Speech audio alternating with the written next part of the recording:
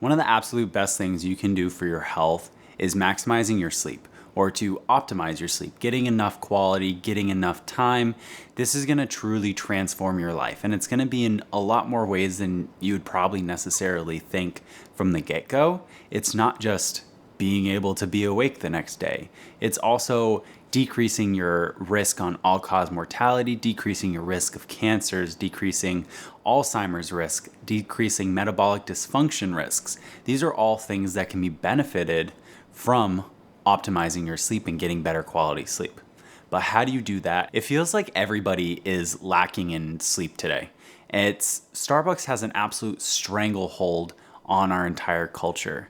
It is the most prevalent drug in the entire country, and the use of caffeine to help stay awake is just getting worse and worse and worse. In Matthew Walker's Why Sleep Matters, he states a fact that's really terrifying to me and really eye-opening to where I see culture and society going. We have seen a 20 to 25% decrease in the length of time people are sleeping since the 50s. Now, that doesn't seem like a lot from 8 hours. I think that's like 20, 30 minutes. But that is a tremendously scary fact that we're decreasing the amount of sleep, and it has such a positive impact on all of these different health metrics. Yes, I consume caffeine myself. I absolutely love caffeine, but I'm 28 and I can do what I want because I'm an adult. Sleep is one of the best things that you can do to improve your health, improve the way you feel, improve how long you're gonna live on this planet overall. There's not really anything else out there that's gonna have as big of an impact as just improving your sleep just a little bit here and there. And you can improve it one of two different ways: increasing the amount of time or increasing the actual quality of your sleep. Ultimately, the quality is a little bit more important than the time, because you could spend 10 hours in sleep and have it be really shit quality, and it's not gonna give you the same amount. Yet it's one of the first things that people push aside when something else comes up in their life. One of the main reasons that we want to improve our sleep and not just fill the void with caffeine is better quality sleep has a direct link with decreasing the risks of Alzheimer's and heart disease. And these are really important diseases that we've talked about a lot in previous episodes on how they can truly impact and negatively impact your life. My name is Keegan Hanks. I'm a personal trainer and a coach, and I've worked with clients for nearly 10 years now, trying to optimize their sleep, their fitness, their nutrition to be the best that they can be and live the longest that they can live. Now, I am a personal trainer, and I do give some general opinions and advice on things that I've learned and things that I've seen over the course of my training career, but I am not a medical professional. This is not medical advice. If you are struggling with any medical disease or you are concerned of any medical disease, make sure you talk with your doctor and see if they can help develop a plan or diagnose you appropriately. Sleep is a really massive topic, and there's a lot of different things that we can talk about within sleep. If you want me to go a little bit deeper into sleep as a whole, make sure you leave a comment down below. To make it quick about why I think the sleep has decreased so much so rapidly is two main things: screens and lights early before bed or around bedtime, and then also caffeine usage. Caffeine usage is something that I feel really strongly about, and it's something that can cause a lot of havoc that people don't necessarily think of. Caffeine has a really, really long half-life. What that means is it takes about 6 to 8 hours for caffeine to decrease the amount in your body by half. So if you have 1 cup of coffee at noon, by 8 p.m., you're still going to have half of that cup of coffee in your system.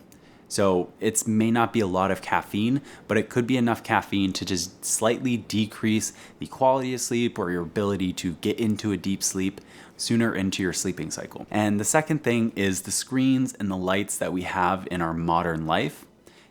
These emit a light wavelength within the blue light wavelength, regardless of whether the color is actually blue. But this creates a disruption in our body's natural circadian rhythm, so we get a decreased production of melatonin, which we need to start kind of ramping up 30 minutes to an hour before we actually want to go to bed. That gives us the best chances of actually getting into a deep sleep very early into the night. So why is it important to sleep? It's important to sleep because it's the foundation of everything that we do. If you have really good quality sleep, you're going to be more energized. You're going to start to make better decisions around your nutrition, and you're going to be a lot more productive at work. These are all really amazing things, yet we still willingly choose to sleep less on a regular basis. At 5 hours of sleep average per night, researchers found a 200 to 300% increase of heart arterial calcification. That is a huge amount of calcification and a huge increase. On top of that, having a poor quality sleep or lacking in sleep, it also is going to increase our heart pressure. With this calcification, that can drastically increase our risks of heart attack and other heart diseases. Hundreds of thousands of accidents happen each and every year that are linked to drowsy driving. So you're not only taking your own life at risk when you're deciding to drive while drowsy or not sleeping that much, you're taking other people's lives into your own hands when you do this. So if you are driving and you're tired, please pull over, take a quick nap, and try and drive a little bit later. Sleep also has a very, very important biological function outside of just giving us recovery and resting us. There's also a natural cleaning process that happens in our brain when we're in this deep sleep. The main debris that our body is cleaning out from our brain as we're in this deep sleep has been linked to Alzheimer's. So sleep is believed to decrease the risks of developing dementia and Alzheimer's because every night we're cleaning out that natural debris that accumulates in the brain throughout the day. So I hope you understand how very important getting good quality sleep and how vital it is to our longevity and our health to make sure we're maximizing and optimizing our sleep. So we've talked a lot about sleep and why it's important, but how do you get good sleep and how do you kind of quantify what good sleep is for you? And that's going to be a little bit different for depending on who you are. There are some people who can get away with 7 hours of sleep and feel really good and have really good health metrics for them, but there are some people that may need 9-10 hours of sleep. There is a too little, too much category of sleep. We kind of want to be in that middle ground, and that's why 8 has been kind of pushed as that goal. But that's not always enough. And I know it can be difficult when people are really busy, there's a lot going on, and I have been guilty of this at times where I just haven't felt like I've gotten enough time in the day to be able to get my appropriate 8 hours of sleep. So what can you do if that's the case for you? We can take a look at improving our quality of sleep. So the actual time that we're in bed sleeping, how can we improve the body's natural rhythms to maximize our time in sleep? And there's a couple ways that we can do this. One of the main blocks of our sleep cycle that's the most important for feeling rejuvenated and decreasing Alzheimer's is our deep sleep cycle. This is when our brain essentially begins to rejuvenate itself, goes through that cleaning cycle, and it's just kind of getting it set and ready to be fresh for the next day. Now, it can be incredibly eye-opening for a lot of people to wear a fitness tracker. I have worn a Garmin for the last 5-ish years, and it's tracked my sleep over the course of that period. And it's been really eye-opening to me to be able to see trends in my sleep quality, my sleep consistency. And I recently gave my girlfriend my old Garmin that tracked sleep, and she started tracking her sleep, and it's honestly pretty bad. Now, it's not a competition between me and her or between you and your spouse or between anybody on who gets the better quality sleep. She was regularly getting 60s and 70s on her sleep score, which is kind of an arbitrary number, but it gives us a gauge relative to ourselves that we can see our score trending up or trending down depending on what we do. Now, it's not that fitness trackers are 100% accurate or you're going to be able to use this instead of doing a sleep study. If you have serious sleep issues, go and get a sleep study done, see a sleep specialist, and they can help you out with that. I would compare my sleep data to my girlfriend's sleep data, and even on nights where we got the same length of sleep, where we'd both get 7 hours, I would get nearly double the amount of deep sleep or the rejuvenating type of sleep. But why is her sleep so poor compared to mine? A little bit of it is probably genetic. I feel like I have been blessed with some really good sleep genetics. It's never been an issue for me to get to sleep and then be able to wake up early in the morning, regardless of when I went to bed. But on the flip side, it's also probably a little bit of my habits and my sleep hygiene that I've been developing over the last couple of years. Now, sleep hygiene is not washing your bed sheets, brushing your teeth, washing your face. Although those things are important, that's not what I'm referring to. Sleep hygiene is more about the activities and the habits that you're doing an hour to 30 minutes before you're actually getting into your bed. These are the basics of good sleep hygiene. Consistency. Being consistent with your sleep schedule helps your body adapt to the natural circadian rhythm of what your day looks like. So if you're consistently waking up earlier, your body will have a natural hormone response to start to develop the hormones to wake you up. So a lot of people will be able to sleep in and then they'll wake up without an alarm, and that can happen from very consistent sleep schedules. One of the major issues that I see with a lot of people with their sleep schedule is the inconsistency between the weekday and the weekend. I know we want to be able to sleep in and have a good time out on the weekends, but having a more consistent schedule can improve the quality of sleep we're getting and then also make us just feel better during the week. I know staying up on the weekends is really fun, but that makes Monday morning really, really sucky. And then you're spending all week getting back into that sleep habit. And then you're just going to break it again Friday, Saturday, and Sunday. Number two, I've kind of mentioned this already, is the lighting. Blue lights or bright lights, commonly from our screens or overhead lights, gives our body a signal that it's time for us to be awake and energized.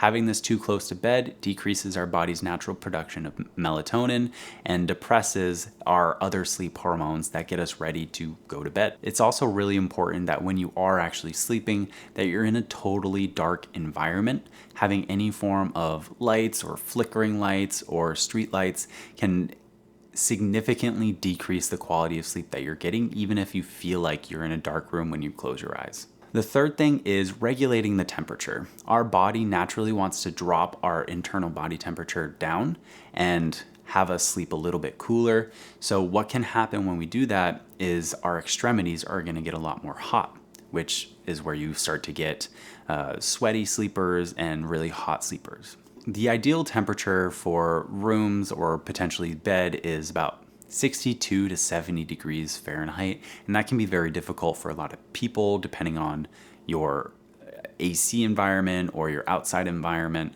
Another thing that you can do that's more of a short-lived but can help you actually feel tired and get to sleep better is taking a hot shower right before you go to bed. It's a little counterintuitive, but having that hot shower pushes all of the blood to our extremities and our skin, and it helps us shed a lot of extra internal body heat and just push that cooling process a little bit quicker. Number 4 really ties into what I started this whole video on, and it's caffeine. Caffeine is a really intense drug that so many people seem to be addicted to. But if you are going to consume caffeine, stop caffeine around 2 p.m. if you're going to bed at a normal time, say 10 o'clock. Number 5 is kind of misleading, and it's alcohol. A lot of people consume alcohol close to their bedtime because it makes them feel tired, it helps them relax, which it does, but it also causes a lot of micro wake-ups throughout the night, and it dehydrates us. So it can cause a lot of disruptions in our actual sleep.